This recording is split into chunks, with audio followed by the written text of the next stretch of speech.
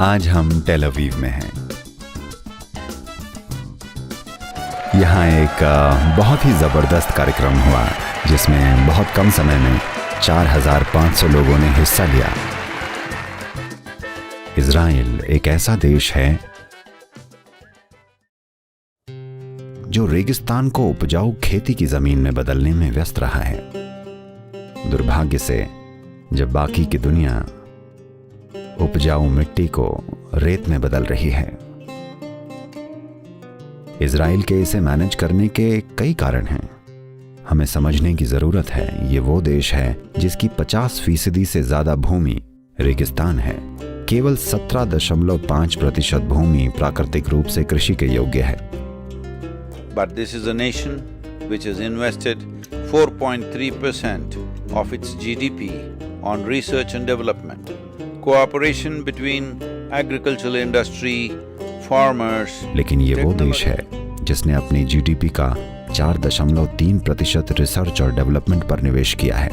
कृषि उद्योग, किसानों, तकनीकी रिसर्च और सरकार के बीच सहयोग ने एक ऐसी अद्भुत घटना को जन्म दिया है जहां उन्होंने कृषि के कई पहलुओं को एक बहुत ही उच्च स्तर के काम में विकसित कर लिया है और दुनिया का मार्गदर्शन किया है।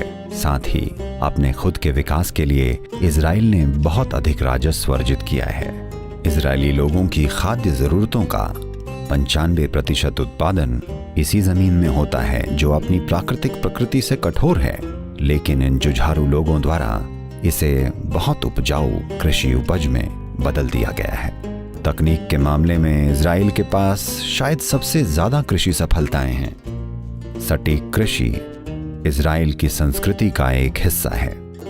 कुशल खेती के लिए तकनीकी विकास इज़राइल की कृषि सिस्टम की पहचान है और ये तकनीक अब दुनिया के बाकी हिस्सों तक भी पहुंच रही है। फसल की रक्षा के मामले में, उपज की रक्षा के मामले में और साथ ही सबसे ऊपर आज सबसे प्रसिद्ध और सिंचाई में पानी बचाने की बहुत अधिक उपयोग की जाने वाली प्रणाली, जिसे आज हम ड्रिप सिंचाई कहते हैं, ये इज़राइल से उत्पन्न हुई है और आज ये पूरी दुनिया में है। कृषि उत्पादन में 16 गुना वृद्धि हुई है, अपनी जनसंख्या से 3 गुना अधिक।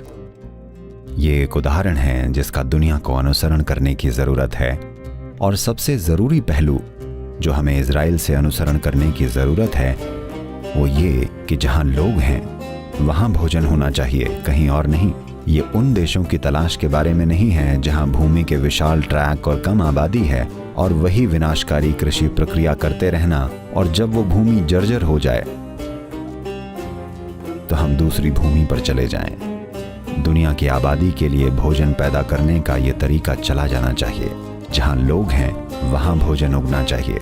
इज़राइल ने एक अभूतपूर्व उदाहरण स्थापित किया है, विशेष रूप से ये देखते हुए कि उसके पास प्राकृतिक रूप से कृषि योग्य भूमि का केवल 17.5% है।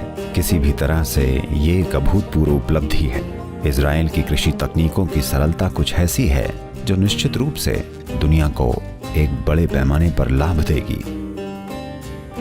ये देखकर खुशी होती है कि जब लोगों के पास जरूरी संकल्प होता है तो हम चीजों को बदल सकते हैं और निश्चित रूप से दुनिया में मिट्टी के नष्ट होने के मामले में जहां हम अभी हैं इसे पलटा जा सकता है अगर हमारे पास जरूरी संकल्प और फोकस हो। मिट्टी बचाओ, आइए इसे संभव बनाएं।